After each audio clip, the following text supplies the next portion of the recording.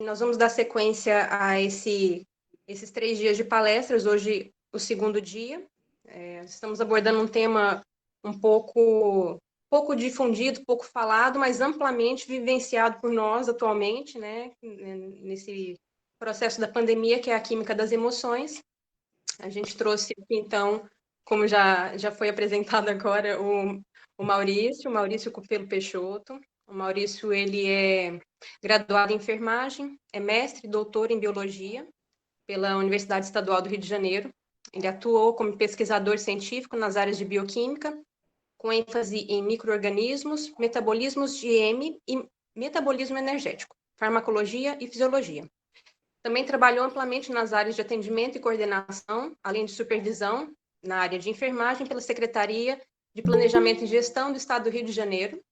É um professor experiente na área de coordenação em indicadores de qualidade e ensino. Trabalha também na coordenação do curso de graduação da enfermagem e BMR e atualmente na Unigran Rio. Nós da comissão acadêmica gostamos de receber os nossos palestrantes, dando as boas-vindas não só aos inscritos, aos alunos que também participam ativamente dessa semana acadêmica, que é muito importante, dando as boas-vindas a você também, Maurício. E só fazendo um lembretezinho para quem não está com o microfone desligado, a gente pede para desligar, para evitar interferência. Algum problema de som, tem o chat que pode entrar em contato com a gente. As perguntas também, ao final, nós vamos destinar um pouquinho para as perguntas e esclarecimentos, né? Então, alguns minutos são sempre para isso. A gente pede para todo mundo que quiser participar, porque deixa a palestra mais dinâmica, o assunto mais interessante também, além do interesse real. E pedimos também para lembrar, no finalzinho da palestra, vai ser lançado o link para assinar a presença para garantir o certificado. Tá? Então, agora eu passo a palavra ao Maurício e qualquer coisa, fale conosco aqui que a gente entra em contato. Tá Tá bom? ótimo. Primeiro, Obrigada. agradecer a todos vocês, principalmente pelo convite. Eu acho que, para uma vida acadêmica, eu acho que o mais gostoso de fazer é quando a gente conversa, né? Quando a gente partilha o que a gente aprendeu, o que a gente vivenciou e o que a gente pode, não de forma autocrática, autoritária, mas sim, olha, eu vivi isso, vivi aquilo, e compartilhar e a gente poder fazer, acho que a ciência da melhor forma possível, né? Que é quando a gente realmente senta para discutir, para colocar e aprender, né? Todos sempre, né? Então, um professor, um aluno, eles estão sempre aprendendo, só estão em posições naquele cenário, naquele diagrama diferente, mas a gente está sempre, a gente é um eterno aluno. Acho que o tema até professor aqui, ele às vezes se confunde, porque se a gente não para de estudar, a gente é um eterno aluno, então a gente sempre será um aprendiz em alguma coisa. Então, de novo, agradecer porque, de novo, de fato, assim, para mim é o que eu acho que é o mais legal de fazer. Eu tenho um problema muito grande, assim, porque a maior parte das aulas que eu dou são aulas de bioquímica e farmacologia. Então, assim, a minha tutora lá na época, no Estrito Senso, ela sempre falou que dar uma aula, fazer uma palestra, é contar uma história, né? E se isso é certo ou não, eu não sei, mas foi assim que eu fui treinado esse tempo inteiro. Então, eu sempre tive muita dificuldade de fazer slide, não tinha nem paciência para fazer slide. Todas as minhas aulas eram no quadro, até porque, para mim, era muito difícil, quando eu começava a desenhar um cenário bioquímico ou farmacológico, que tem implicitamente uma série de reações químicas, projetar uma imagem super complexa e ir destrinchando com o aluno, olha, puxa aqui, puxa lá. Eu sempre acreditei que se eu vou contando para ele passo a passo, vai ficando mais fácil do cara entender o todo. Né? E aí depois, assim, eu posso projetar a imagem grande lá e ele conseguir olhar. Então, eu também uso dessa estratégia nas minhas palestras. Então, por favor, não se sintam, não se sintam entristecidos se o meu slide for bem simplesinho, porque realmente eu não consigo, assim, não é a minha habilidade. Sei que tem gente que faz isso de uma forma maravilhosa, ímpar, mas não é a minha habilidade, longe, de fato, não é a minha habilidade bem, mesmo. Bem, dentro desse cenário, então, ficou para mim responsável comentar um pouquinho do envolvimento químico nas emoções. Claro que, de fato, se a gente for falar de emoções, eu tenho 1 milhão de coisas que eu posso falar ao mesmo tempo, né? E, então a gente pediu, até por conta do teor e do momento que a gente está vivendo, que a gente pudesse discutir aqui nesse breve momento, né, as emoções envolvidas principalmente com o que a gente está sentindo agora frente à pandemia. Então não tem como a gente não pensar na ansiedade e depressão, né? até porque as duas caminham bastante correlacionadas e a gente vai entender um pouquinho maior. Só que não no cenário só clínico, né? Eu não quero colocar para você o seguinte, o cara com ansiedade sente isso, aquilo outro. O cara com depressão sente aquilo outro. Não, tentar explicar dentro da manipulação química a nossa biologia. Então também eu já vou pedir licença, não sei se tem algum psicólogo aqui que está invadindo, né, invadindo no bom sentido, né, a palestra. Não é o intuito de dizer que o nosso comportamento emotivo ele é estritamente químico, tá? Mas ele tem uma participação muito significativa do ponto de vista químico, tá? Então, o foco por conta da bioquímica das emoções, eu estou centralizando a temática em envolvimento, sinalização química e bioquímica por conta do interesse dessa palestra. De forma nenhuma, eu acredito que é só isso que faz a gente ter um comportamento A, B, C ou D, tá?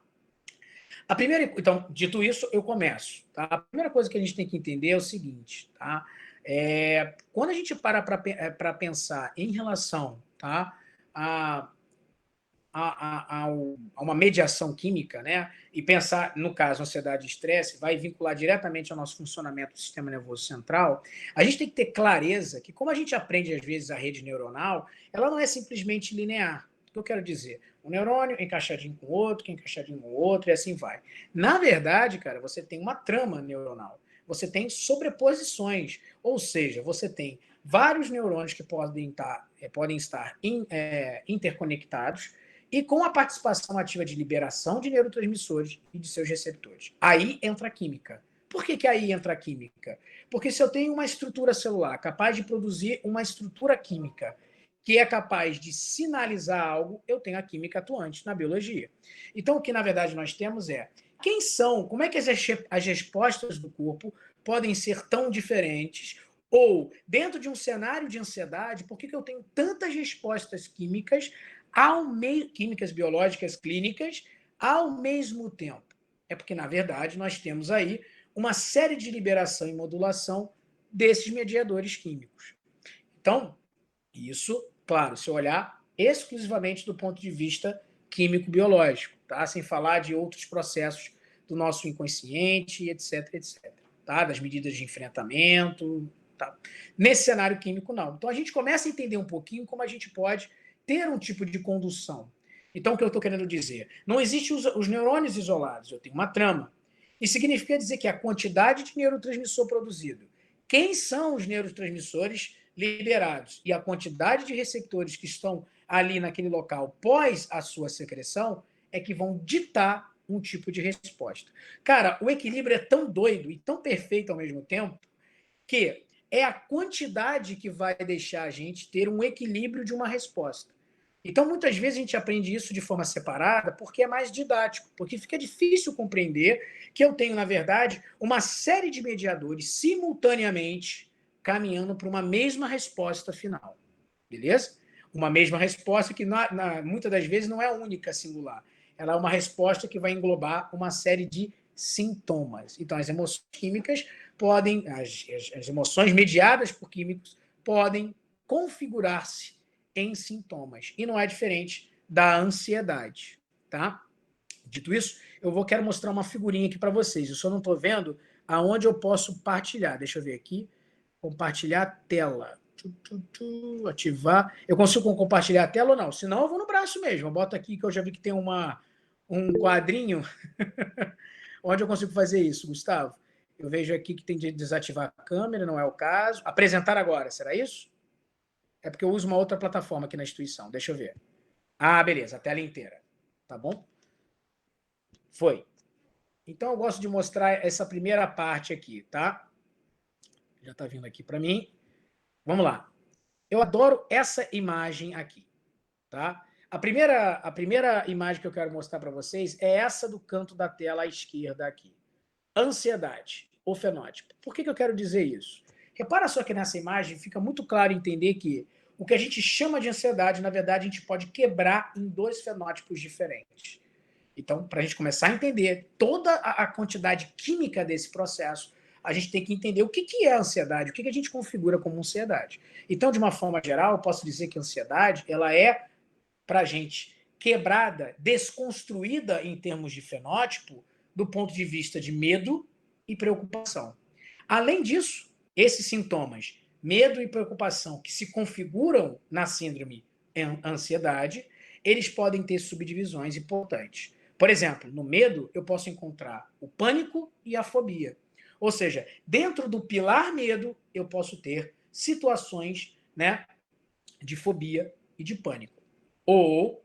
Né, na preocupação, a mesma coisa se observa.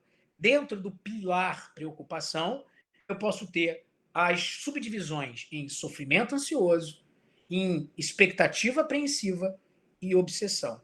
E aí você já começa a ver alguns dos tipos de sintomas que podem se esbarrar com outros problemas. Tá?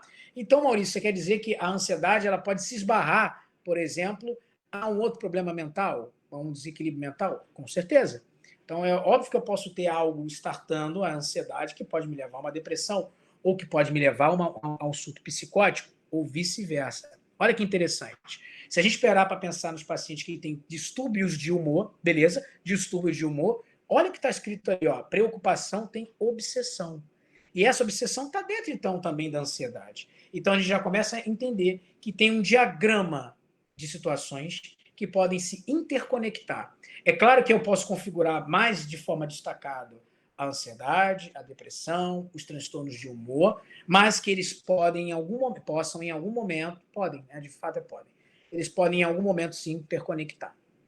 Beleza. Então, fechando o nosso primeiro raciocínio, já que o primeiro química das emoções aqui, a gente vai falar dos químicos, né, envolvidos na nossa ansiedade. Então, a gente já tem que entender o que é ansiedade. A ansiedade, como fenótipo, pode ser dividido em medo e preocupação. Dentro de medo, eu tenho pânico e fobia. Dentro de preocupação, o sofrimento ansioso, a expectativa apreensiva e a obsessão. Agora é que começa a entrar. Bem, de um ponto de vista químico-biológico, quem é que vai estartar esses processos? O que eu quero dizer para vocês. Será que a sinalização química de um determinado neurotransmissor pode estartar o medo, a fobia, o sofrimento ansioso, a obsessão e etc, etc?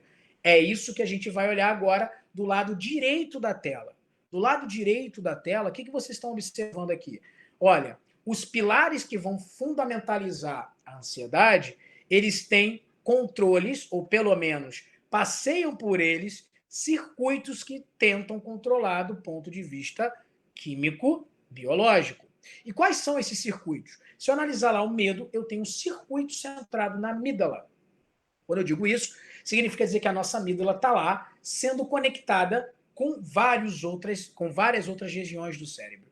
E isso vai passear uma série de mediadores químicos que vão hiperexcitar esse circuito ou diminuir a atividade desse circuito. Para a gente poder entender o que cada um desses circuitos pode deflagrar ou não a resposta de pânico e fobia levando ao medo, é o que a gente vai falar ao longo da palestra até o final dela. Beleza? E em relação à preocupação, eu tenho um circuito que controla ele, que é um circuito até bem difícil de falar, né? Ele é o córtico estriado tálamo cortical. Né? Esse nome gigantesco aí que vocês podem pensar, eles são uma estrutura também, uma rede que vai ter uma série de neurotransmissores envolvidos e que esses neurotransmissores podem startar os processos, como, por exemplo, o sofrimento ansioso, a expectativa apreensiva e as obsessões. Dito isso, então, nós temos que conhecer esses circuitos e entender um pouquinho sobre as conexões. Aqui, eu vou fazer o seguinte, como vocês estão vendo a minha tela, deixa eu fazer uma coisa. Agora eu vou para a minha parte didática mesmo, não fiquem chateados por meus rabiscos. Porque se eu vou falar de neurotransmissor, eu tenho que minimamente entender como isso pode funcionar aqui dentro. E eu vou utilizar dois tipos de neurotransmissor para explicar o que eu quero falar. Quando eu disse hiperexcitabilidade e disso, ou digo diminuição de atividade, eu tenho que entender que pode ter caras que podem estimular outras respostas e ter outros caras que podem diminuir essas respostas. E é isso que eu quero mostrar para você agora. Espera aí que eu vou encerrar aqui, parar a apresentação e vou abrir uma outra tela aqui para vocês irem comigo. Só um segundinho, já estou abrindo aqui. Pronto, já abriu aqui. Vocês vão rir provavelmente, mas é isso aqui, cara. É na base da antiguidade mesmo. Pronto. Eu acho que essa parte é interessante para depois eu abrir a imagem e a gente poder compartilhar. Vamos lá. Bom, como é que funciona minimamente? Eu vou dar um exemplo básico de como funciona uma interconexão de neurotransmissores. Eu acho que isso vale a pena para que a gente possa dar bom segmento aos outros, porque eu vou começar a falar de 5, 6 tipos de neurotransmissores simultaneamente. Então, se minimamente a gente não entender que alguns deles podem startar coisas e frear coisas, talvez já fique confuso logo no início da conversa, visto que a gente já entendeu o que minimamente é a ansiedade. Tá? Bem, vamos lá. Aqui eu abri uma tela de PowerPoint para vocês. Só perguntar aqui, vocês conseguem enxergar o PowerPoint? Só para... Eu vou sair aqui novamente para ver o chat, senão eu não consigo ver. Vocês conseguem enxergar na hora que eu projetei o PowerPoint? Beleza, então vou voltar para ele aqui. De uma forma geral, gente, eu vou desenhar com o mouse, então mais ainda vocês têm que ter carinho e acolhimento com a minha pessoa, tá? De uma forma geral, eu posso ter uma situação como essa, tá? Vou fazer um neurotransmissor qualquer aqui, ok? Para que a gente possa estudar. E um neurotransmissor, ou seja, a primeira parte aqui, neurotransmissor não, neurônio, desculpa. Estou fazendo aqui estrutura de neurônio. E eu não vou dar um nome para esse neurônio, tá? Eu vou falar o seguinte, ele é importante para secretar o neurotransmissor bolinha preta aqui, que no caso poderia ser uma dopamina, uma norepinefrina, não importa, tá? O que um neurônio precisa para startar isso? Ele precisa chegar ao seu potencial de ação. Se eu tenho potencial de ação, esses mediadores químicos, aí vocês entendem comigo, que quem são os químicos aqui envolvidos? São esses caras que estão aqui dentro das vesículas. Só que esses caras aqui precisam encontrar os seus destinatários, que são quem? Os receptores biológicos que estão aqui na base do neurônio. Para isso, eu preciso de um processo chamado de potencial de ação. E aí é que entra o outro cenário que eu quero discutir com vocês. Primeiramente, a gente pode abordar dessa maneira. Olha o que eu quero dizer como rede neuronal. Eu posso ter um neurôniozinho aqui, ok? Eu vou fazer ele de uma outra cor propositalmente. Essa coifa aqui ficou maravilhosa. Eu posso ter um outro aqui do outro lado, certo? Que vai ter uma outra função. Obviamente, estou colocando o outro lado, mudando as cores para ficar mais didático, tá? Vamos supor que do lado esquerdo, aqui, eu tenha, deixa eu pegar aqui, do lado direito aqui, eu tenha um neurônio GABAérgico. GABAérgico. O que é um neurônio GABAérgico? Ele vai produzir um neurotransmissor que tenha a modulação de um neurotransmissor chamado de GABA. Tá? Esse é o GABAérgico. O outro aqui do lado, ele é um neurotransmissor diferente. Ele é um neurotransmissor. Gente, só um segundinho. Eu tô... Depois você passa, só te pedir um negócio. Passo. O outro neurotransmissor, tá? Eu vou colocar como glutamato. Vou chamar então de neurônio glutamatérgico. Ok? Glutamatérgico. Então dá para entender que na direita eu tenho aqui um neurônio que está envolvido com a resposta que libera GABA e o outro aqui glutamato. Bem, onde eu quero chegar nessa brincadeira toda aqui? Esse neurônio da esquerda, ele tem um propósito e o da direita tem outro. Da direita, como ele é o glutamato, eu vou fazer a vesícula aqui e claramente eu vou fazer que os seus neurotransmissores são azuis, só para poder representar a mesma figurinha.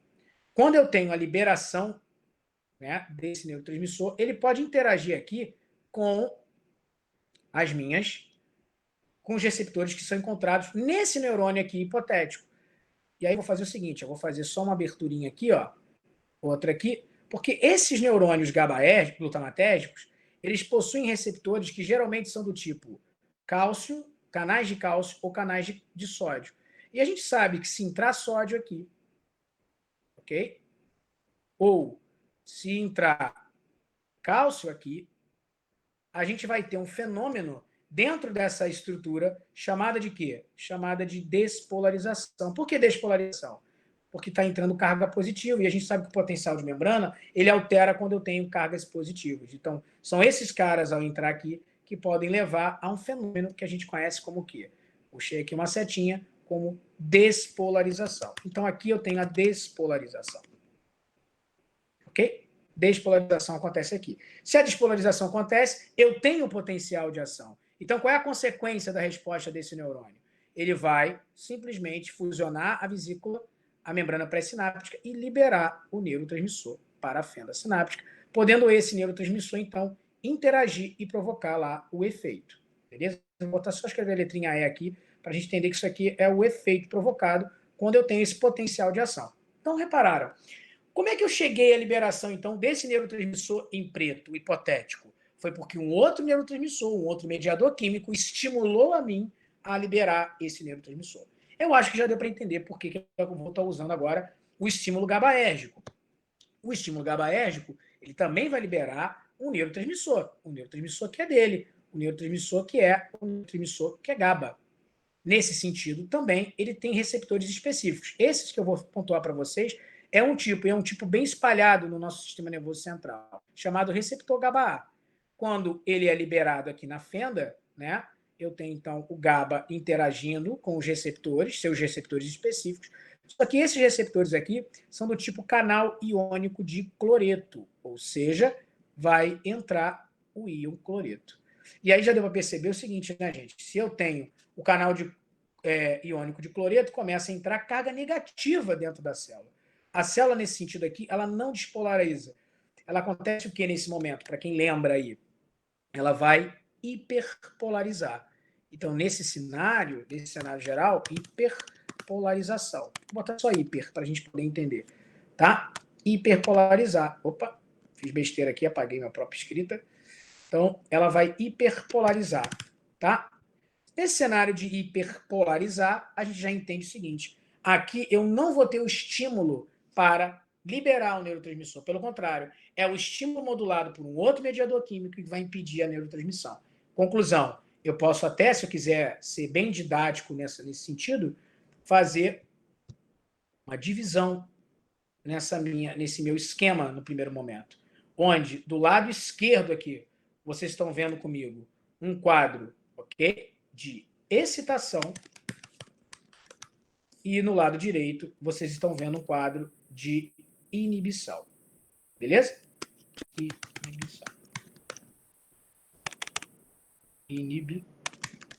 Inibição. Ok? Então a gente tem dois cenários aqui. Concorda? Olha a química funcionando aqui. Repara que eu ter a liberação ou não, e vamos supor que esse neurotransmissor seja de fundamental importância para uma determinada resposta do nosso organismo, certo? Então eu tenho algum outro cara, químico também, tá? No caso aqui, tanto o glutamato como o GABA são aminoácidos, eles vão ser liberados para startar respostas a ou diminuir, ou então, a todo momento, terem equilíbrios entre a sinalização glutamatérgica e GABAérgica em pontos de vista específicos para o quê, minha gente? Para que eu possa ter a homeostase daquela resposta. Tudo bem? Dentro desse ponto de vista, eu vou voltar aqui para a tela principal. Eu quero perguntar para vocês aqui, que eu vou olhar para o chat, e isso é muito importante. Ficou alguma dúvida nesse sentido? Ou está dando para seguir bem? Eu sou muito TAC, então eu falo bem rápido. Então pode ser que alguns de vocês achem isso meio ruim. Então, de uma forma geral, tá dando para acompanhar, tá legal? Deu para entender esse esquema geral para poder voltar lá para o meu slide horroroso? Tá dando para acompanhar? Joia? Beleza, então. Então, seguindo essa premissa, a gente pode voltar para o slide lá. Porque agora nós entendemos que aqui eu tenho um circuito centrado na amígdala e um outro circuito centrado no córtex estriado tálamo cortical. Ou seja, eu tenho dois momentos aqui importantes, dois deles importantes, e que vão ser mediados por vários neurotransmissores simultaneamente. Tá? Então fica mais fácil eu baixar um pouquinho aqui. Vamos então, só para vocês entenderem aqui o que eu quero mostrar, falar um pouco das respostas centradas na amígdala. Então, meu foco principal agora será nos circuitos centrados na amígdala. Bem, quais são os tipos de respostas que a gente pode observar? Ninguém precisa decorar isso aqui não, são figuras de livro que eu peguei, mas até achei por conta do desenho que fica bem mais fácil a gente entender. Dentre as respostas do sentimento de medo, eu posso ter, por exemplo, a hiperexcitabilidade desse eixozinho que vocês estão olhando na tela. Tá? Esse eixo que vocês estão olhando na tela é o centro, né, o circuito entre a amígdala, o que a gente chama de córtex órbito-frontal, que é esse COF aqui, e o que a gente chama de córtex cingulado anterior. Tá? A hiperexcitação da conexão dos neurônios desse circuito leva ao medo propriamente dito. Até aí, tudo bem. Então, se eu tiver uma hiperexcitabilidade desse circuito, eu vou ter uma potencialização do sentimento de medo. Vamos dar mais um pouquinho. Então, quer dizer, o mediador químico que aí está vai deflagrar na gente uma resposta maior em relação ao quê? Em relação ao sentimento de medo propriamente dito. Olha para o lado direito agora. Repara que ali eu estou falando de uma resposta motora. Repararam? Olha como, ao mesmo tempo que eu tenho uma série de sinalizações químicas acontecendo simultaneamente no nosso cérebro, ele vai implicar em várias respostas também simultâneas. Então, primeiro é o sentimento de medo. O segundo é um circuito centrado na amígdala pela região que a gente chama de substância cinzenta periaquidural ou simplesmente central. É o que está representado aqui como SCC. De novo, a hiperestabilidade ou hiperestação desse circuito vai fazer com que eu tenha as respostas motoras. Por exemplo, substância cinzenta paraquidural vai startar o que a gente chama de sensações ou estruturas de luta e fuga. Eu acho que todo mundo lembra o que é as atividades motoras de luta e fuga. Por exemplo, correr ou enfrentar aquela determinada situação, ou até mesmo a paralisação. Pode ser que também a resposta seja tão violenta, tá? E que a resposta provocada àquele estímulo seja simplesmente o completo parar, a completa paralisação. Então a gente já viu que, se eu estiver falando do circuito vinculado à amígdala, ela não saiu do lugar, ela está lá. Dentre os neurotransmissores, que eu já vou citar quais são, tá? Eu posso ter uma resposta de medo propriamente dito. Isso se eu pensar lá no córtex cingulado anterior e no córtex órbito-frontal. Mas se eu pensar aqui para o lado, tá, da substância paraquidural ou central, eu já vou ter uma resposta motora. Ou seja, o que esse sentimento de medo pode fazer comigo em relação à minha resposta motora? E não para por aí. A gente já vai ter automaticamente uma resposta endócrina e uma resposta na nossa mobilidade, na nossa resposta respiratória. Olha que doideira. Então, quer dizer, a sinalização química, a mesma que está ali pericitando esses circuitos, pode também me levar a uma resposta endócrina. E essa resposta endócrina está muito voltada principalmente porque esses estímulos imprecitados levam ao aumento de cortisol, outro modulador químico sistêmico no nosso organismo. E o cortisol, ele não tem só o papel de controlar o nosso ciclo circadiano, mas é bom até falar, né? Por isso que muitas das vezes, quando a gente está ansioso, nós temos perturbações do sono, certo? Mas ele tem papel biológico em relação ao metabolismo energético, ele vai favorecer sempre ao estado hiperglicemiante. Não é à toa que todo mundo fala que o cortisol ele leva ao quadro, quando deflagrado de forma desequilibrada, a um estado diabetogênico, tudo bem? E é claro, por que ele está botando isso? Porque ele está dando energia, está dando subsídio para o corpo poder fazer uma determinada situação. E faz sentido, porque se na resposta endócrina dar, por exemplo, mais fomento por conta da mediação do cortisol, desculpa, vou mexer na tela aqui, vai de encontro a eu ter uma resposta de luta e fuga. Eu preciso de energia para poder fazer isso, por exemplo. Tá? Então, olha como é que tantas coisas acontecem diretamente. Nesse caso, quando eu falo da resposta endócrina, eu estou basicamente relacionando quem? A amígdala e o hipotálamo. E nesse caso, a amígdala e o hipotálamo, eu posso ter a resposta endócrina mediada pela resposta de medo. E aí, olha que interessante. O aumento de cortisol não está sendo isolado. Essa resposta endócrina, por conta principalmente do efeito diabetogênico causado pelo cortisol, pode me levar a uma diabetes e, consequentemente, pode levar a doenças cardiovasculares, como a doença arterial coronariana e o acidente vascular que está sendo citado aí na tela. Tá? Se eu for para o lado direito agora e pensar na respiração, se eu pensar aqui agora na nossa NPB e a amígdala, repare, no núcleo parabraquial, repara que o circuito mediado entre a amígdala e o núcleo parabraquial podem configurar, hiperexcitados, podem configurar também nossa resposta de respiração. Isso vai culminar, então, no aumento de frequência respiratória, na dispneia e na asma. Repara, claro, se eu tenho, por exemplo, um aumento de frequência e a próprio descompasso, a dispneia, pode me levar, por exemplo, a um quadro significativo, exacerbado do processo respiratório, que é a asma. Então, repara, olha só até agora, antes de eu abaixar aqui no hipocampo e o negociador do medo interno. Olha que a gente começou simplesmente a entender o que é a ansiedade. Olha a participação química, olha os químicos participando de emoções. Então, eu tenho a ansiedade, que em sintomas se divide em medo e preocupação, e que cada um desses circuitos vai segurar, vai controlar esses pilares. A gente está ainda em circuito centrado na amígdala. E são esses caras, esses mediadores, que vão sustentar o medo. tá? E o outro de baixo, o córtico estriado tálamo cortical, que basicamente é um circuito só, sustenta os sentimentos de preocupação. Só no circuito central na amígdala, ou seja, a amígdala se conectando com todo mundo, eu já vou ter respostas simultâneas da hiperexcitabilidade desses circuitos, de medo propriamente dito, motora em relação à esquiva, e endócrina, mediando alguns mediadores que controlam, por exemplo, nosso metabolismo energético e nosso ciclo circadiano e nosso padrão respiratório, inflamatório também. Respiratório, como é o caso do núcleo parabraquial. E, por fim, eu posso ainda ter o que a gente chama de negociador do medo interno.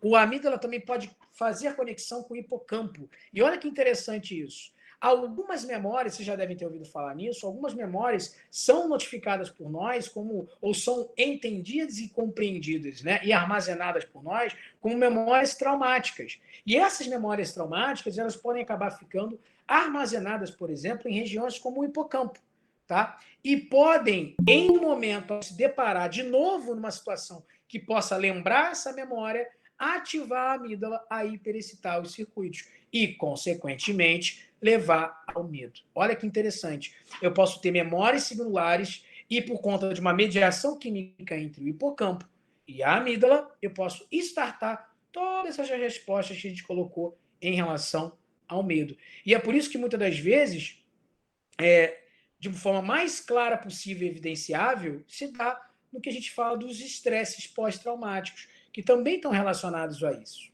Beleza? E aí a gente chega, então, ao ponto que a gente vai dar a cereja do bolo.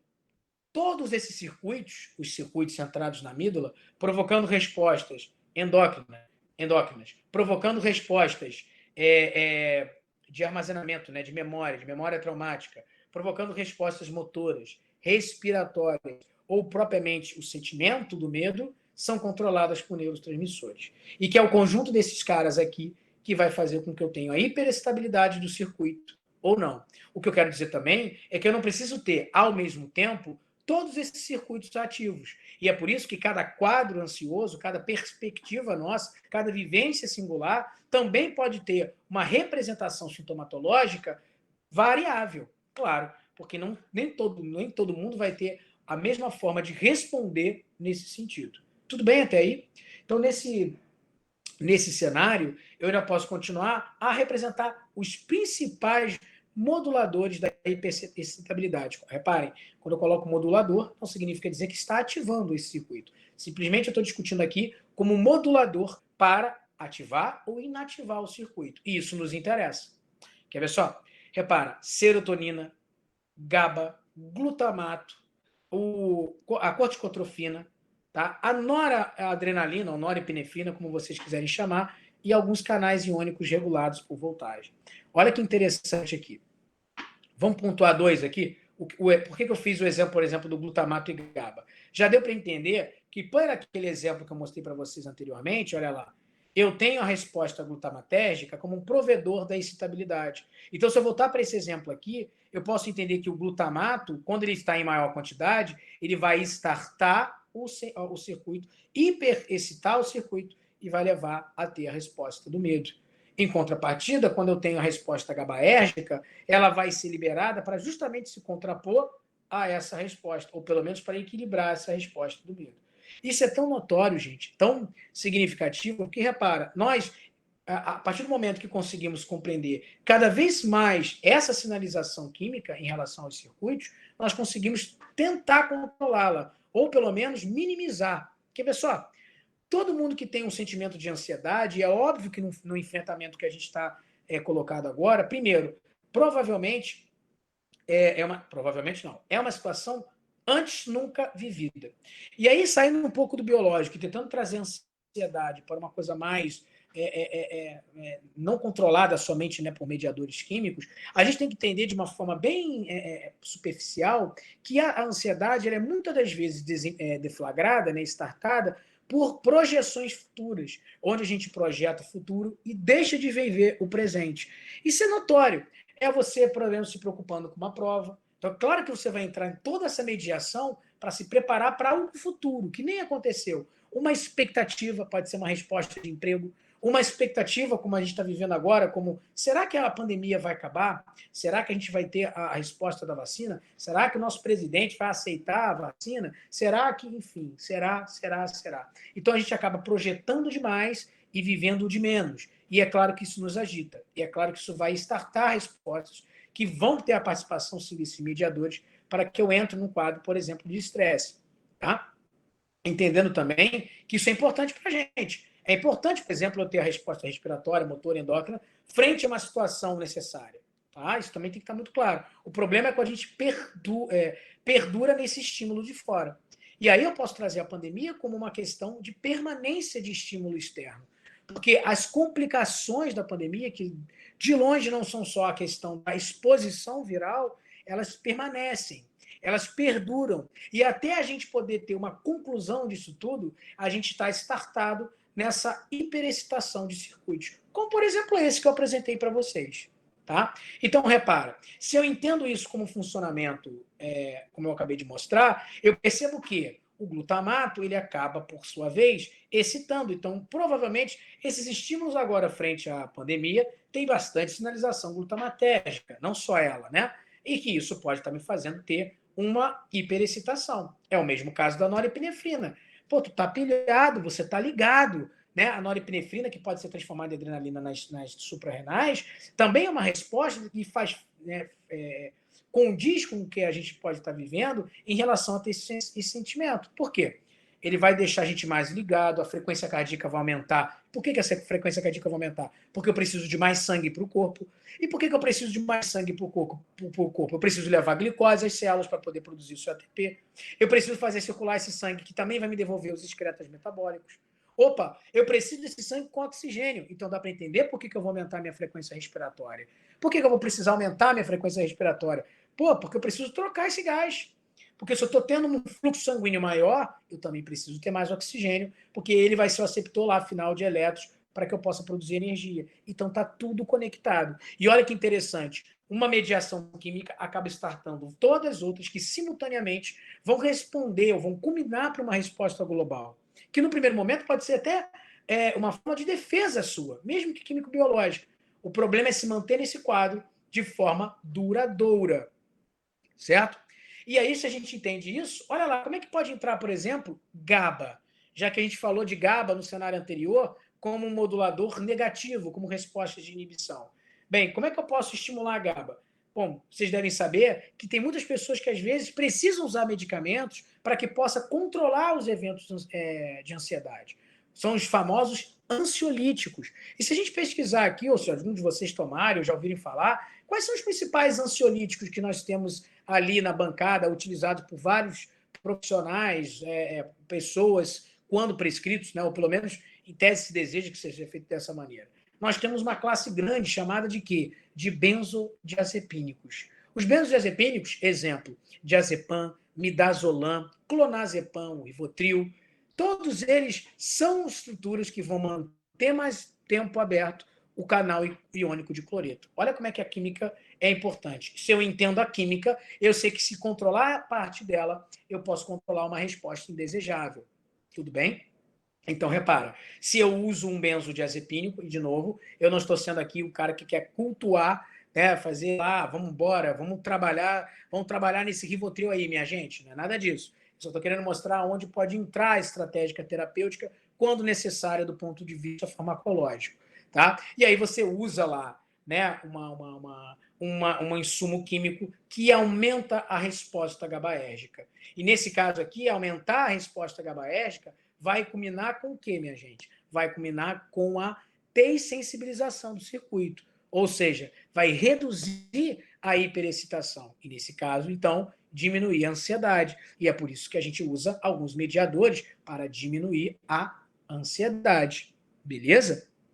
A gente entender química, a gente consegue entender minimamente como é que funciona o corpo. Agora, repara, GABA não está só ligado, né, ao circuito centrado na amígdala, ele está espalhado no corpo todo. E é por isso que quando a gente usa, por exemplo, um ansiolítico, eu não vou ter só a resposta de quebrar a ansiedade, que é justamente a base da aula, né, da palestra aqui.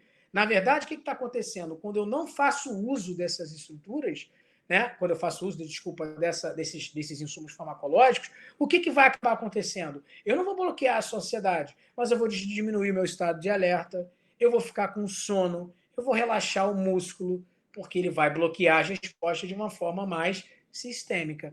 Então, é sempre custo-benefício. Então, também entender isso é se respaldar que qualquer coisa que eu utilizar para driblar a química das emoções, eu vou esbarrar em outras áreas cerebrais. Ou seja, eu posso até tirar a ansiedade daqui, mas isso vai culminar em alguma atividade ou hipoatividade, nesse caso, como eu estou colocando para vocês, na hipoatividade de outra região cerebral. Então, não tem jeito. Isso é outra coisa que a gente tem que entender, porque muitas das vezes frustra o nosso acompanhamento ou o nosso lidar com essas emoções, certo? Então, repara que eu falei todos eles aqui.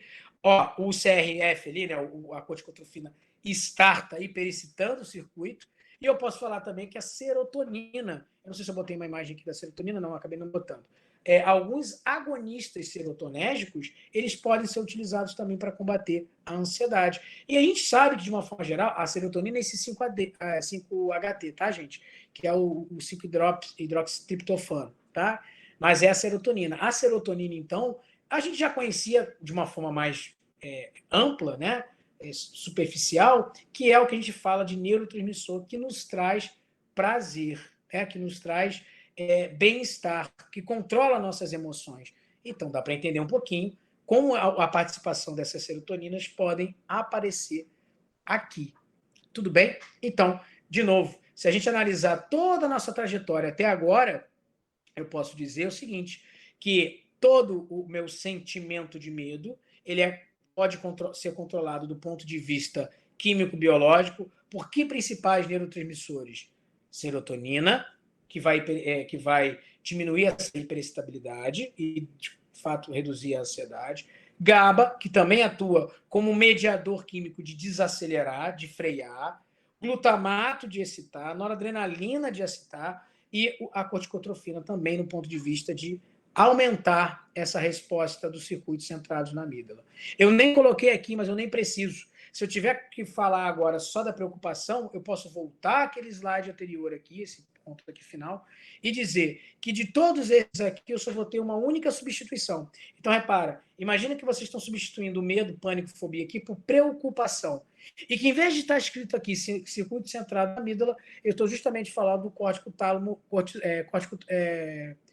cortical. Porque esses caras centrados nesse circuito, eles também vão sofrer a influência da mesma forma que eu acabei de falar, do glutamato, do GABA, da serotonina, da norepinefrina. A única diferença aqui é que, na verdade, eu não teria uma participação mais massiva do CRF, né, da liberação de corticotrofina.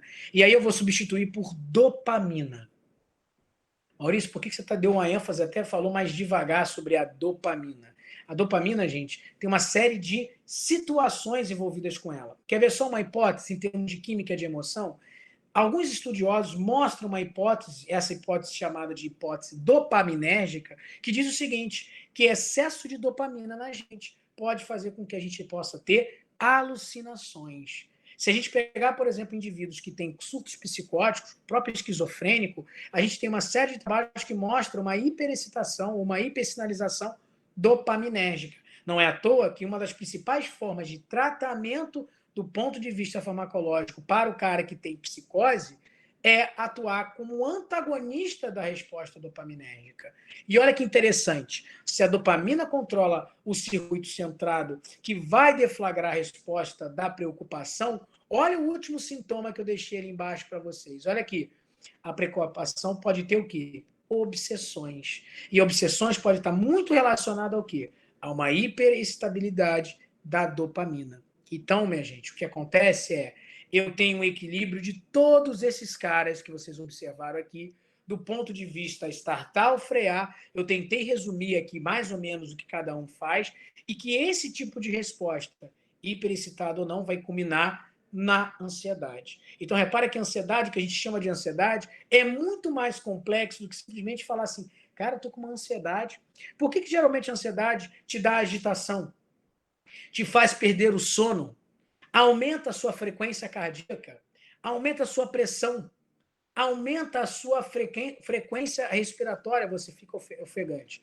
Bem, eu acho que agora, por conta de até esse momento dito aqui, você consegue entender agora todo esse comportamento, toda essa química das emoções deflagradas na ansiedade e todo o conjunto ocasionado por mediadores químicos. Então, a ansiedade agora ficou um pouco mais desdobrada para vocês, do ponto de vista entender o funcionamento, o bom funcionamento do nosso corpo frente a uma situação como essa. Agora, os estímulos que podem levar à ansiedade são inúmeros, né? E aí a gente até colocou um ponto até de uma questão de uma experiência anterior, como um trauma, né? Uma situação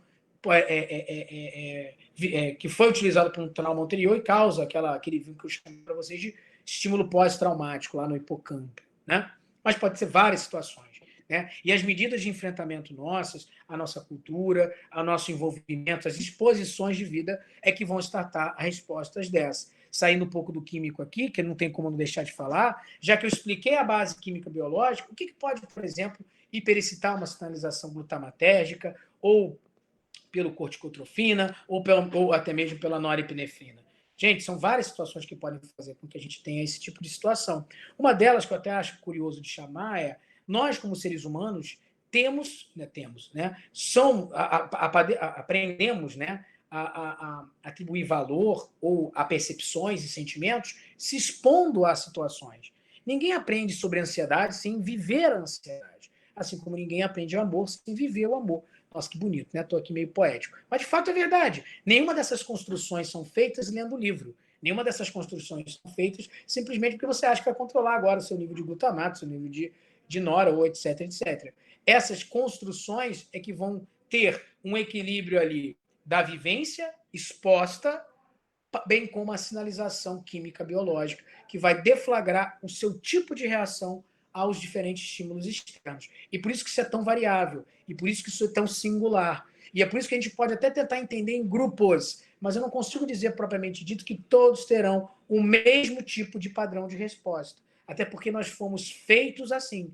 Nós podemos variar em termos de produção, de sinalização e de homeostase de cada um desses caras, de cada um desses mediadores químicos que vocês estão vendo aí na tela. Tudo bem? Já que eu tenho mais um tempinho aqui, eu acho que vale a pena mostrar, por exemplo, a sobreposição dos transtornos de ansiedade, olha lá, com o transtorno depressivo maior. Imagina aqui que eu tenho aqui o nosso cérebro dividido em algumas áreas, onde eu consigo ver, olha só, a fadiga como sobreposição de sintomas. Repararam? A concentração, o sono. Repararam aqui? A preocupação e a ansiedade, olha a base aqui da ansiedade, ó, no centro. Podendo compartilhar alguns estímulos que podem ser compartilhados com a depressão maior. Mais uma vez aqui, eu quero dizer o quê? Que esses desequilíbrios, eles conversam. E não é à toa que muitas vezes vocês vão ver pessoas tratando depressão, tratando ansiedade, porque pode ser a base do sentimento. Uma ansiedade persistente, um estímulo persistente como esse que a gente acabou de citar, podem, de uma forma químico-biológica, hiperexcitar de tal maneira que a gente pode ter uma hiperexcitabilidade desses circuitos e fazer com que a gente deflagre para outro tipo de respostas químicas, como, por exemplo, entrar num quadro de depressão maior. Beleza? E aqui embaixo eu até coloquei alguns exemplos, mas o que eu quero mostrar agora é esse quadrinho aqui. Então, na verdade, não quero nem falar de depressão aqui agora, eu quero entrar nesse sentido. Esse quadro aqui eu acho que é o quadro mais bacana, tá? Para vocês entenderem nesse sentido. Olha lá, eu coloquei lá a dopamina, a norepinefrina e a serotonina. Escolhi de todos esses que eu apresentei para vocês, esses três, tá? Norepinefrina, dopamina e serotonina.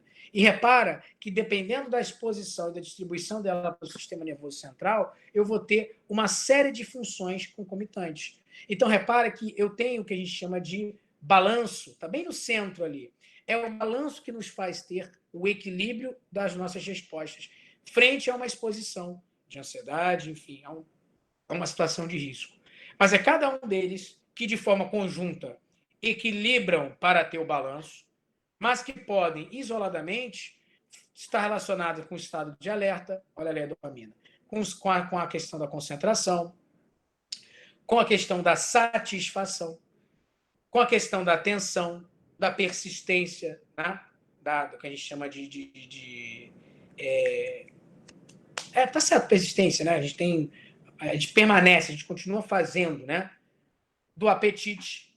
E aí eu levo outra situação. Não é à toa que quando a gente tenta, após ser exposto a um determinado fator que leva a gente a ter uma ansiedade, uma depressão, e a gente começa a tratar ampliando a resposta química de um ou diminuindo a resposta química de outro, eu tenho os efeitos colaterais tão esperados. Repara, se eu falo para vocês que a serotonina, por exemplo, está relacionada aqui com a questão da sexualidade, repara, é claro que se eu tiver algum modulador que envolva a hiperexcitação, o hiperestímulo da resposta serotonética, eu vou ter disfunções. Não é à toa que muitos antidepressivos que mexem nessas vias, aumentando a sinalização noradrenérgica, aumentando a sinalização dopaminérgica, aumentando a sinalização serotonérgica, podem causar desbalanços previsíveis, como, por exemplo, disfunção sexual, como, por exemplo, hipertensão arterial, como, por exemplo, a insônia, que é a coisa mais óbvia. Se eu aumentei a norepinefrina, se eu aumentei a minha dopamina, se eu aumentei meu estado de alerta e minha concentração, como é que você consegue dormir? Se eu estou modulando respostas, onde a serotonina, por exemplo, pode diminuir a minha questão da ereção e ejaculação, como é que eu não vou ter disfunção sexual? Se eu tenho, por exemplo, outro exemplo aqui bem comum do processo. Se eu tenho esses neurotransmissores envolvidos com a questão do controle do apetite, como é que eu não vou engordar? É claro que eu vou ter respostas, e essas respostas são previsíveis pela química do nosso organismo. É previsível saber disso, tá? E claro que todos esses desequilíbrios vão levar a doenças.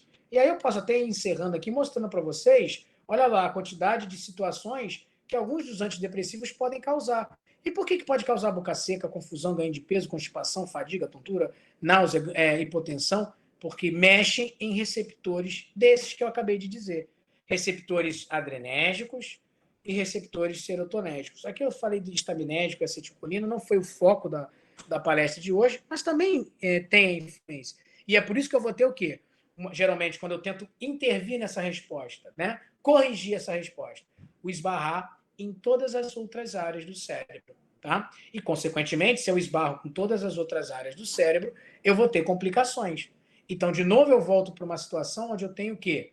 O custo-benefício. Eu sempre vou ter o custo-benefício. É previsível saber que, se eu tiver um desbalanço desses caras aqui, eu vou ter que tratar aumentando ou diminuindo um, mas provavelmente eu vou adquirir outra resposta. Quer outra situação comum na vida? Parkinson. A doença de Parkinson tem uma série de trabalhos mostrando o envolvimento e a participação de uma série de modulação química. Mas repara só comigo. Parkinson, ele tem uma modulação, uma hipótese também chamada dopaminérgica, que mostra que o parkinsonismo tem uma diminuição num receptor de dopamina. Pensa comigo aqui. Se eu tenho uma diminuição dessa produção ou da sinalização dopaminérgica, como é que você trataria Parkinson por essa vertente? Simples, eu vou aumentar a oferta de dopamina. De fato, isso acontece. Se eu faço uma oferta de dopamina, eu posso corrigir, em parte, o sintoma provocado pelo Parkinson, mas eu vou esbarrar em tudo que a dopamina controla. Então, vai esbarrar na questão da percepção, na questão da memória, na questão da motivação, do estado de alerta e, por exemplo, nessa percepção que eu acabei de falar. Eu não falei para vocês lá um pouquinho mais anterior que eu tenho hipótese dopaminérgica para explicar a psicose? Então, o que pode acontecer com um cara que está aumentando a sinalização dopaminérgica? Pode alucinar. E aí, se vocês tiverem a curiosidade, por exemplo, de verificar lá uma bula de remédio para tratar Parkinson, nessa perspectiva, vocês vão ver que um dos efeitos colaterais previstos é o quê? A alucinação. Ou, botar uma palavra, uma expressão mais bonita, o estado esquizofreniforme. Que é outra explicação bacana que a gente pode, entendendo a química, a gente pode esbarrar com todas as emoções do corpo. Uso de cocaína. Obviamente, a cocaína é uma droga ilícita. A cocaína, e se eu falar para vocês que a cocaína tem um mecanismo de ação bem similar ao antidepressivo? Opa, Maurício, você quer dizer então que eu poderia propor como tratamento a cocaína? Poderia. Só que a questão do custo-benefício do uso do cloridrato de cocaína, ele não é questionável, né? Ele não é nem sequer questionável para com insumo farmacológico, devido ao uso muito estreito da questão da dependência e etc, etc. Tá? Então é óbvio que ele não vai ser proposto. Mas a dopamina, ela aumenta, desculpa, a cocaína, ela aumenta a resposta dopaminérgica, ela aumenta a resposta noradrenérgica, ela aumenta a resposta serotonérgica. E é por isso que dá para entender por que o cara se sente assim. Às vezes vai ser a fuga do cara, por exemplo, agora, como a gente está vivendo frente à pandemia, uma maneira da gente tentar esquecer isso tudo, se sentir mais alegre, se sentir mais atento. É por isso que uma droga como essa faz isso. Mas quais são as consequências sistêmicas da exposição à cocaína? O cara vai ficar com a pupila dilatada, o cara vai ficar com insônia, agitado, com broncodilatação, ou seja, ele vai aumentar a frequência respiratória. Se aumentar a dopamina, se de fato isso acontecer, ele pode alucinar. É por isso que muitas das vezes a pessoa que está intoxicada por cocaína pode voltar e falar o quê? Cara, vocês não estão vendo? Eles vão me matar. Eles vão me matar, eles estão ali fora querendo me matar. O que é isso? Perseguição. Isso é uma clínica muito específica da psicose ou da esquizofrenia. Certo? Então, encerrando aqui a palestra, são caras como esses, de novo para eles, serotonina, GABA, glutamato, corticotrofina, norepinefrina, que vão startar uma série de processos no nosso corpo. Dentre eles a ansiedade, que foi onde eu gostaria, foi onde eu resolvi, dentro de uma hora de palestra, centralizar a minha discussão com vocês. Então, para aqueles que desconfiam que, na verdade, a gente tem muito mais o lado subjetivo do que o químico-biológico, eu acho que nesse pouco tempo que eu tive aqui, ou pelo menos na tentativa eu pude provar para vocês que, na verdade, a gente é rock and roll puro, né? É muita química, é muita sinalização e um balanço muito estreito em cada um deles, que podem, literalmente, controlar todos esses sintomas que a gente vem sentindo, tá? Então, nesse caso aqui agora, já que eu tenho aí, sei lá, 5 ou 8 minutos para perguntas, eu vou encerrar aqui minha apresentação em slide. Eu espero, de fato, gente, que eu não tenha sido muito corrido. Eu tenho um problema significativo. Ser um professor, para mim, é um milagre, porque eu tenho déficit de atenção, então, para mim, tudo é tac, tac, tac, tac, o tempo inteiro.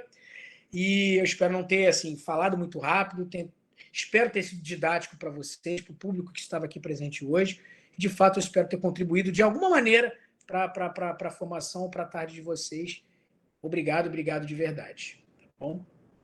Maurício, sem palavras para essa palestra, era realmente isso que a gente estava buscando, né, quando nós pensamos na questão do tema, e foi realmente bem específico dentro daquilo que a gente quer passar para as pessoas, e é um momento muito único, como você mesmo falou, que a gente está vivendo, e esse tipo de emoção que a ansiedade cria, ela atinge em maior ou menor grau algumas pessoas, e todos nós, de certa forma, por um período breve ou por um período contínuo, que fica patológico, vai acabar assim, que é verdadeiramente agradecer, a comissão quer muito agradecer mesmo, que chegou bem no ponto que a gente buscava.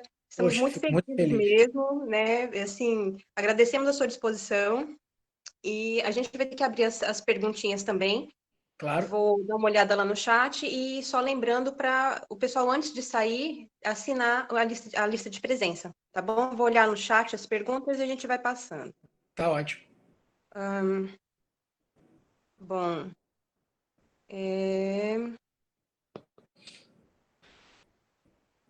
bom, a primeira pergunta aqui é: quando ocorre medo e fobia de forma intensa e constante, de uma forma contínua, é possível identificar qual mediador químico está em desequilíbrio? Boa pergunta, tá? A gente tem como fazer isso de duas formas, tá? De uma forma um pouquinho mais difícil, porque clinicamente falando, nem sempre a liberação de um ou de outro é que vai culminar especificamente e isoladamente naquele sintoma, mas existe algum tipo de comportamentos que podem fazer a gente especular mais. Por exemplo, as obsessões estão muito mais voltadas para a dopamina. Então, se o cara começa a ter algum tipo de sintoma vago relacionado a isso, já pode fazer com que a gente acredite que é mais por essa mediação que possa estar desbalanceado.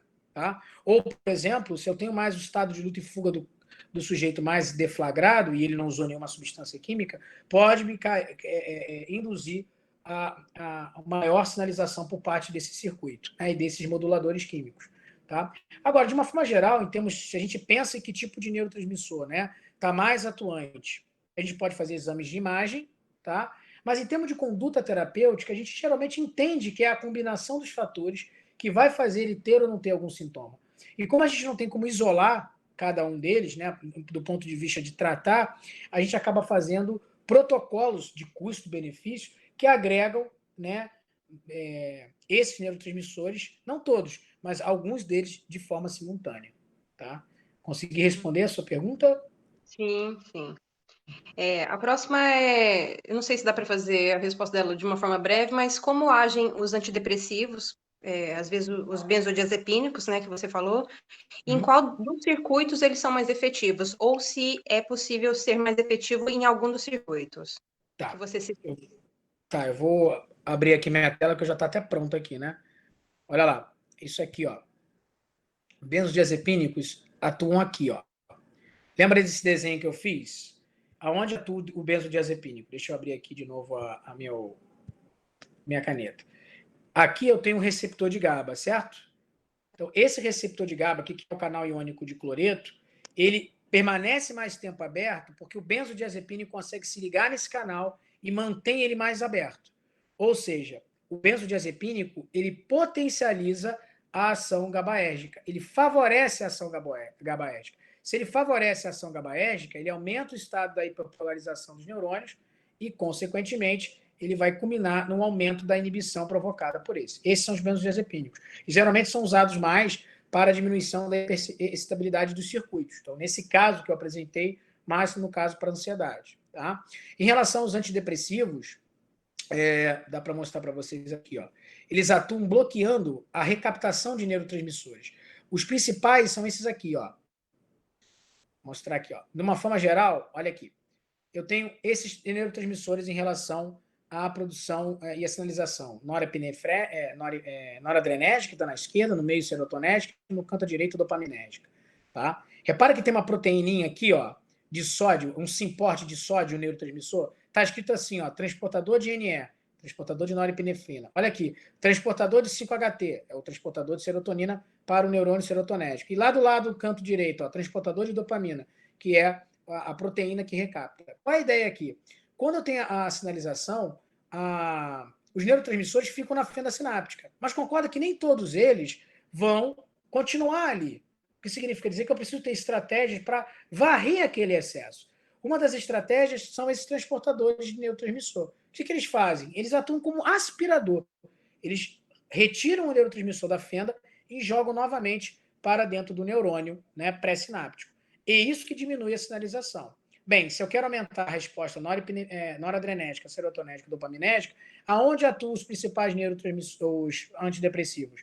Bloqueando a recaptação desses neurotransmissores. Então, bloqueando a recaptação de nora, bloqueando a recaptação de serotonina e bloqueando a recaptação de dopamina. Consequentemente, eu vou aumentar a presença, né, a quantidade desses neurotransmissores na fenda sináptica que poderão interagir assim com seus receptores biológicos. Essa é uma classe. Isso pode ser seletivo ou não. O que eu quero dizer? Seletivo se ele atua só na recaptação de norepinefrina ou só na recaptação de serotonina. Hoje, os antidepressivos seletivos à serotonina possuem efeito colateral muito melhor do que os demais. Claro, porque se eu seleciono quem eu vou diminuir a recaptação e aumento a recaptação só de um tipo de neurotransmissor, eu vou ter um custo-benefício menos deletério para o indivíduo. Tá? E existem outros alvos, né? Não só esse. Esse é um dos principais alvos de antidepressivo utilizados. Tudo bem? Consegui responder Muito. Oi? Consegui. Muito bem. Acho que tem mais duas perguntinhas aqui. Uma sobre o ciclo circadiano, né, que você comentou. Queria saber se o uso do celular antes de dormir, ele retarda a liberação normal do cortisol para o sono, né? Isso pode alterar também o funcionamento químico durante o dia? Pode. Não só pelo cortisol, tá? Para quem fez a minha pergunta, mas principalmente pelo sistema recompensa, tá? Já tem trabalhos mostrando que até o posicionamento do nosso dedo em clicar em algo ou fazer esse movimento do deslizar, ele traz para a gente algum tipo de recompensa. E isso é uma sinalização, por exemplo, bem específica não, mas majoritariamente da dopamina. Então, já tem vários trabalhos mostrando que toda vez que você está naquele cliquezinho ali, né, ou esperando algum tipo de devolutiva, como um curtir, ou como algum tipo de resposta a uma postagem, a um vídeo, etc., isso aumenta a sinalização dopaminérgica e, consequentemente, você fica cada vez mais precisando daquela recompensa, tá? Que é o uso. E isso, obviamente, acaba acarretando no seu uso diário daquele aplicativo ou do aparelho como um todo. Tá? Então, sim, isso influencia diretamente o ciclo circadiano porque altera as sinalizações químicas cerebrais comprovadamente. Tá? Quem quiser assistir, cara, tem um documentário no Netflix, vale muito a pena vocês assistirem, chama-se Dilema das Redes. Tá? Quem não assistiu, tá ainda no Netflix, vale a pena. E eles vão falar, não do intuito da dopamina, não é um documentário técnico nesse sentido. Eles até citam um pouco de mediação, sistema recompensa, mas muito superficial. Mas ele mostra um pouco das implicações dos usos dos principais aplicativos de hoje na nossa rotina e na nossa interação social. Tá? Vale muito a pena ver. Perfeito. O Luiz Felipe perguntou: existem alimentos que alteram as taxas de liberação, absorção destes neurotransmissores, entre Tem glutamato, sim. GABA e outros? Isso. Você tem alguns alimentos que podem interferir com essa sinalização, sim, ou com a liberação ou com a potencialização desses neurotransmissores, tá? Tanto de forma central ou até mesmo se implicar em alguma resposta periférica. Vou dar um exemplo que me veio na cabeça aqui mais rápido, assim. Quem tratava depressão com inibidores da MAO, esse eu nem falei, né? Ó, vamos lá. Eu falei dos principais antidepressivos que inibem a recaptação, né, da norepinefrina, dos neurotransmissores. Repara só o seguinte: depois que esse neurotransmissor ele é recaptado, quando ele é recaptado, pensa o seguinte: se ninguém ali dentro do neurônio pré-sináptico destruir ele, o que vai acontecer? Ele vai entrar na vesícula sináptica e vai ser novamente liberado numa no novo potencial de ação, numa liberação de neurotransmissor. Ou seja, se o mecanismo de controle nosso fisiológico fosse só varrer o excesso e jogar para a membrana pré-sináptica, concorda que cada vez que eu fosse liberar novamente esse neurotransmissor, eu teria mais e mais e mais. Ou seja, acabaria tendo uma hiperexcitação daquela resposta. Bem, o fisiológico não permite isso. Um dos mecanismos que eu falei para você é a recaptação, beleza, varreu o excesso. O outro é uma enzima chamada de MAO, monoaminoxidase. O que essa enzima faz? Ela destrói o neurotransmissor dentro da membrana, lá dentro do neurônio pré-sináptico. Consequentemente, ele não consegue voltar à vesícula. Isso é fisiológico. Dei um alvo, então, para antidepressivo. Eu bloqueei a recaptação. Beleza, isso é uma forma. Bloqueando a recaptação, tem mais oferta de neurotransmissor. Segundo alvo, inibir a MAO. Porque se eu inibir a MAO, o que vai acontecer? Essa recaptação ela continua acontecendo, porque eu não estou usando uma droga que está diminuindo a recaptação, certo? Mas quando ele volta, eu tenho uma enzima que impede a destruição dele. Consequentemente, eu vou ter mais dele numa próxima neurotransmissão. Essa é a ação da MAO, dos inibidores da MAO, uma outra classe de antidepressivo. Alimentos ricos em tiamina, tá? Principalmente alimentos como queijos, alimentos envelhecidos, vinho, podem aumentar a resposta provocada pela inativação periférica de MAO. Então, alimentos também podem interferir. Esse é o que me vem na cabeça, eu não sou grande especialista de alimentos, mas sim, eles interferem na sinalização desses mediadores químicos. Tá? A gente tem exemplo, por exemplo, do chocolate em relação à serotonina, enfim. E sim, isso é científico, isso é factível. Tudo bem? Sim. Bom, a Fabrini está comentando que palestra perfeita, sou ansiosa e esse assunto se tornou mais claro que antes. Quando Poxa, fazemos o obrigado. controle, quando fazemos o controle de respiração, teria alguma influência nesse sistema? Controle em que sentido? Tipo, usar um inalante nesse sentido, o controle da respiração? Ou quando a gente tenta controlar a nossa respiração de forma... Porque a respiração ela tem dois centros de controle, né? A gente não consegue... Por mais que a gente fala que é um caráter involuntário, né? A gente tem um centro consciente, né? Também. Eu não sei se a pergunta foi no sentido de usar algum químico para controlar a respiração, se isso pode esbarrar na química geral desses neurotransmissores. Se a pergunta foi essa, eu vou dar até um exemplo interessante. Olha lá, se eu tenho uma falta de ar, não sei se algum de vocês tem falta de ar ou já usou a nebulização como uma tentativa terapêutica, tá? Se você usou a nebulização com remédio, que pode ser só o soro fisiológico, tá? Muitas das vezes o que pinga ali dentro para a gente é uma droguinha chamada de Berotec. O Berotec, tá, é um agonista adrenérgico. Ou seja, vamos lá tirar o significado do agonista para um termo mais simples. Agonista é aquela substância química capaz de interagir com o receptor e produzir uma resposta. Se eu botei um agonista adrenérgico, significa dizer que o Berotec funciona como um imitador do sistema adrenérgico. Não é à toa, se o cara faz nebulização e a quantidade de droga for maior, na hora que essa droga cair na corrente sanguínea, vai fazer o que com o coração? Vai aumentar a frequência cardíaca, vai dilatar a pupila do cara, vai agitar ele. Ou seja, tudo que você sentiria estando no estado de alerta startado para você, e você não entende por quê.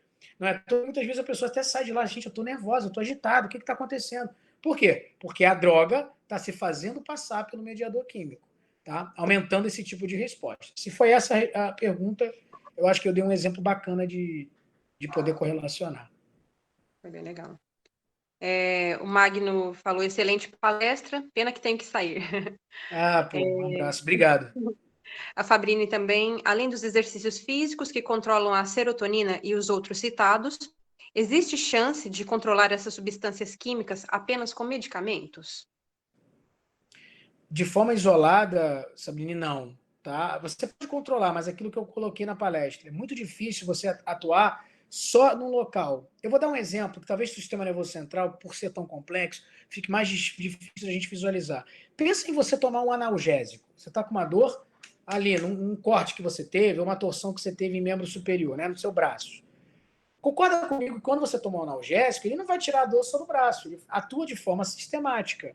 Certo? Então, assim, a seletividade, que seria a maior estratégia para a gente poder condicionar, né, seria perfeito. Mas a gente não consegue fazer isso. Agora, é claro que exercício físico, o tipo de alimentação e o tipo de prática à exposição de situações de estresse ou de interpretação desses significados para a gente atenuam essa hiperexcitabilidade. Então, eu posso fazer isso de forma condicionada a diminuir a hiperexcitação desses circuitos. Isso eu posso fazer do ponto de vista farmacológico, do ponto de vista terapêutico integrativo, né? Não só o remédio.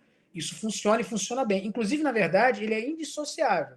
Porque a gente tem muita mania de pensar que eu quero tratar um sintoma, eu tenho um remédio, né?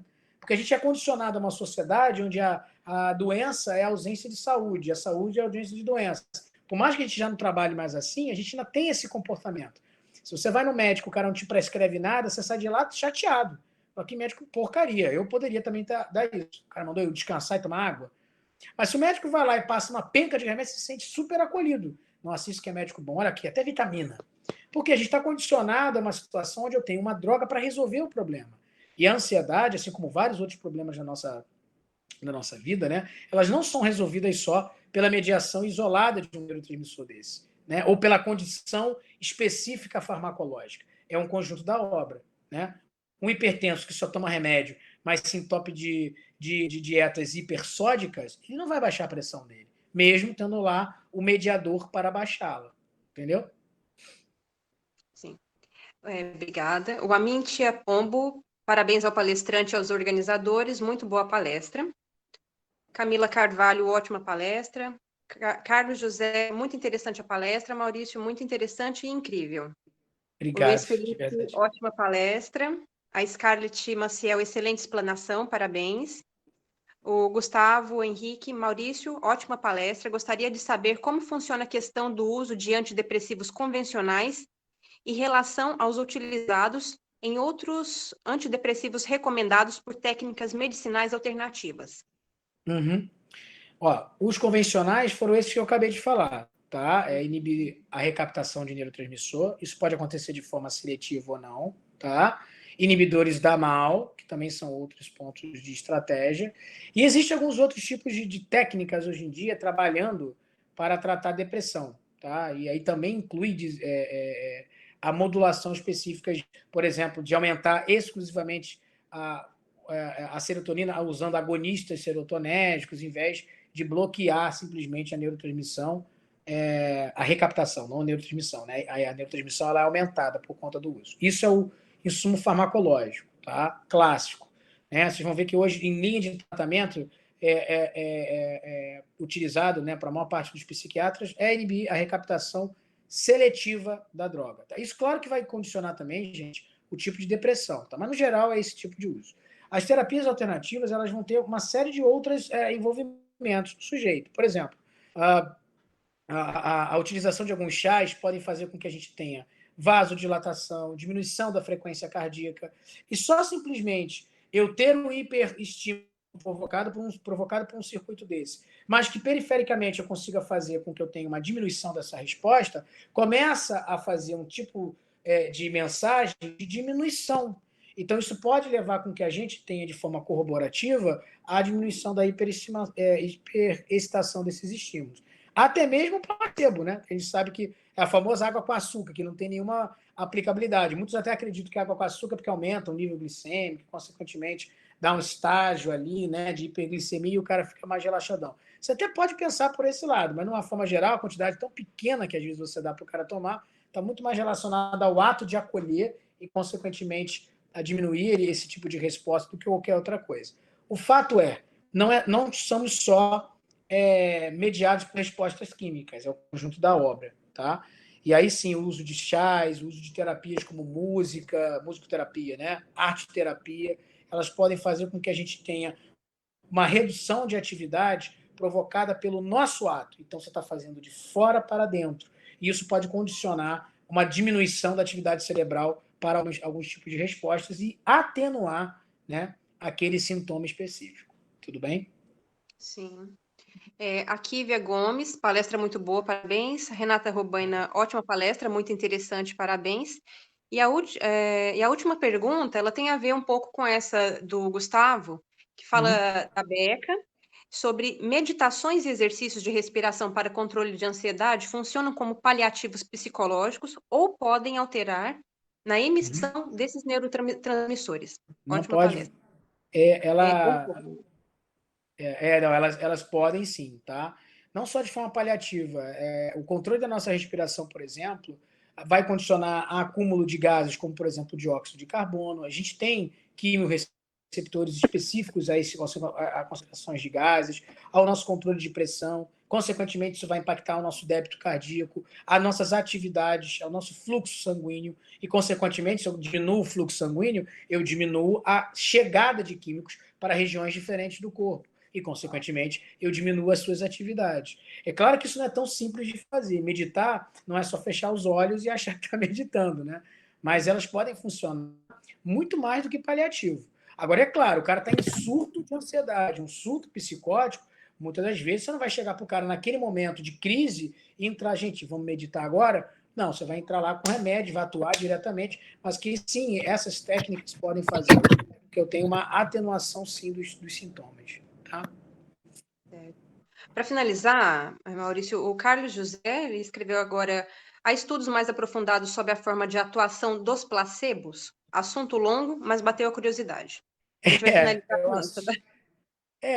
Assim, eu não sou um especialista em placebo. Eu até trabalhei uma época em seleção de princípios ativos para poder propor como para a indústria farmacêutica, né, em novas propostas de quimioterapia, mas para doença relacionada a micro-organismo, né? Eu trabalhei muito tempo com doença de Chagas, né, com Tepanossoma cruzi.